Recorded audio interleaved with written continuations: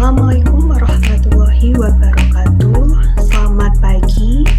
Bagaimana kabarnya hari ini? Masuk semua ya. Sebelum pembelajaran kita mulai, kita berdoa menurut kepercayaan masing-masing. Berdoa mulai. Baik, berdoa selesai.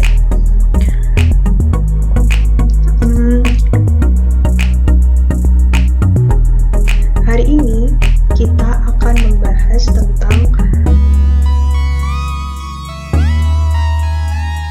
menganalisis isi, struktur,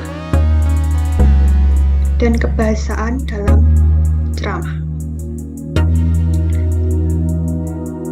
Baiklah, ini akan share screen dulu.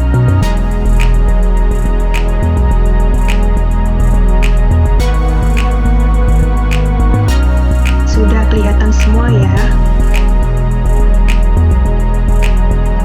Baiklah, kita akan membahas tentang menganalisis isi, struktur, dan kebahasaan dalam teks ceramah. Ada 6. Yang pertama, adanya pengertian teks ceramah, struktur teks ceramah, ciri-ciri teks ceramah, kaidah kebahasaan teks ceramah, tujuan dan unsur teks ceramah. Baik.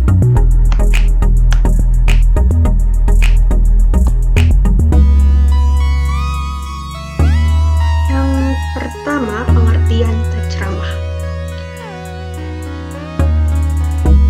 Teks ceramah ialah naskah tertulis sebagai dasar untuk memberikan pidato tentang ilmu pengetahuan yang disampaikan oleh orang yang ahli di bidangnya, baik secara langsung maupun melalui media elektronik atau digital. Penceramah adalah pakar, orang-orang yang menguasai di bidangnya, sedangkan orang mendengarkan ceramah biasanya melibatkan banyak orang. Adapun manfaat ceramah bagi penceramah adalah bisa membagikan pengetahuan dan berbagai ilmu yang dikuasai kepada orang lain. Sedangkan manfaat ceramah bagi orang yang mendengarkan adalah menambah informasi, ilmu pengetahuan, dan wawasan. Sampai sini ada yang ditanyakan? Paham ya? Baik, Ibu lanjut. Yang kedua ada struktur teks ceramah. Struktur teks ceramah terdiri dari 3 bagian, yaitu pendahuluan yang dibagi menjadi pembuka dan pengantar, lalu struktur isi yang dibagi menjadi inti dan gagasan, kemudian ditutup dengan struktur penutup yang berisi simpulan, ucapan, permintaan maaf, dan salam penutup. Yang pertama ada pendahuluan. Pendahuluan itu terdiri dari pembuka. Pembuka yaitu bagian yang berisi salam pembuka, ucapan penghormatan, dan ucapan syukur. Pengantar itu yang kedua, pengantar yaitu bagian ini adalah paragraf pengantar yang mengarah pada topik.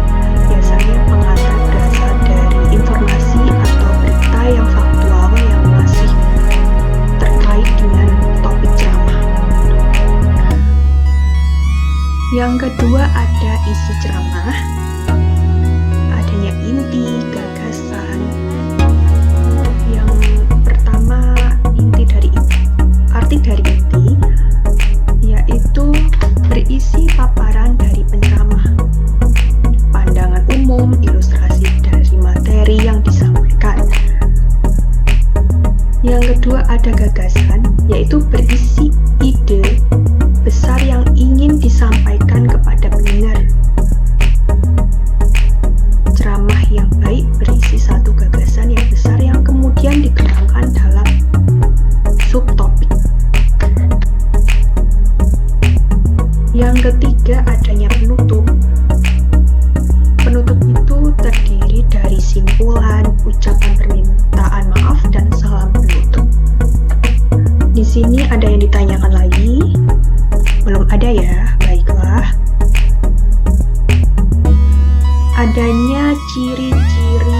teks ceramah. Ciri-ciri teks ceramah: terdapat hal yang diinformasikan atau dijelaskan kepada pendengar untuk memperluas pengetahuan serta wawasan mereka. Yang kedua, informasi yang disampaikan bertujuan untuk mengajak, memberi nasihat, menghibur pendengar, dan bisa dilakukan dalam kehidupan sehari-hari. Teks ceramah disampaikan oleh ahli, pakar, atau orang dengan disiplin ilmu yang berkaitan dengan tema ceramah. Terdiri dari struktur berupa pendahuluan, isi ceramah, dan penutup.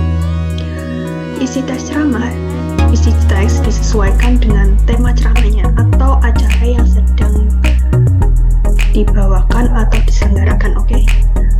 Baik. Teks bersifat persuasif, itu artinya terdapat ajakan untuk melakukan tindakan atau mengubah sikap sesuai materi ceramah. Selanjutnya ada bahasa yang digunakan dalam bahasa yang sopan dan mudah dipahami, dan berisi argumen yang menguatkan tema pembicaraan. Setelah itu terdapat fakta data untuk mendukung argumen. Yang kelima, ada kaidah kebahasaan teks ceramah. Dan berikut kaidah kebahasaan teks ceramah dan penjelasannya. Menggunakan kalimat imperatif atau deklaratif. Menggunakan kalimat impleks dan simpleks. Menggunakan kata ganti orang kedua, jamak sebagai sapaan. Contohnya hadirin sekalian, saudara-saudara kalian, bapak-bapak, dan ibu-ibu. Menggunakan kata ganti orang pertama tunggal. Contohnya aku, saya, kami. Jika mengatasnamakan kelompok. Kata-kata kausalitas yang menunjukkan hubungan sebab akibat.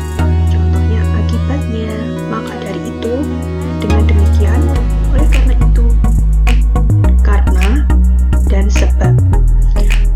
Terdapat istilah tertentu atau kata teknis yang sesuai tema ceramah. Jika tema yang dibacakan adalah seputar keagamaan, maka istilah-istilah yang biasanya muncul meliputi iman, rukun wajib, ibadah, dalil, firman, sabda, dan lain sebagainya. Pernyataan definisi yaitu kalimat yang menjelaskan atau mendefinisikan sesuatu. Menggunakan kata-kata persuasif, contohnya sebaliknya, harus, hendaklah, diharapkan, perlu, dan mari. Adapun tujuan teks ceramah. Teks ceramah terdiri atas beberapa hal, yaitu yang pertama informatif atau instruktif. Artinya teks ceramah berusaha menyampaikan informasi kepada pembaca atau mendengar dengan jelas dan benar. Yang kedua adanya persuasif. Artinya pembaca atau pendengar diharapkan melakukan sesuatu sesuai apa yang disampaikan. Yang ketiga ada argumentatif. Terdapat argumen dalam teks ceramah yang berfungsi untuk menumbuhkan keyakinan pembaca atau pendengar agar melakukan sesuatu yang lebih baik lagi. Selanjutnya ada deskriptif. Artinya menggambarkan atau melukiskan sesuatu keadaan atau peristiwa atas isu yang berkembang dalam kehidupan masyarakat sehari-hari. Yang selanjutnya ada rekreatif. Artinya teks ceramah bersifat menghibur kepada pembaca atau pendengar.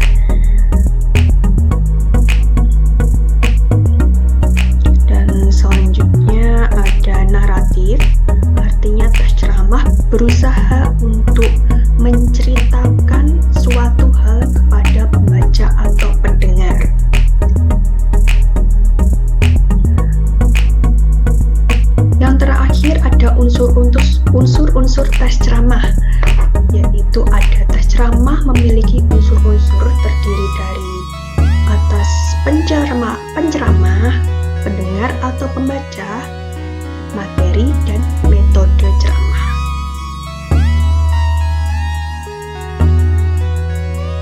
Baiklah, mungkin itu yang bisa saya sampaikan. Apakah ada pertanyaan terkait materi tentang menganalisis isi struktur dan kebahasaan dalam ceramah? Tidak ada ya? Baiklah, Ibu tutup dulu. Saya stop share dulu ya. Baiklah, kalau tidak ada pertanyaan, aku akhiri sampai di sini ya.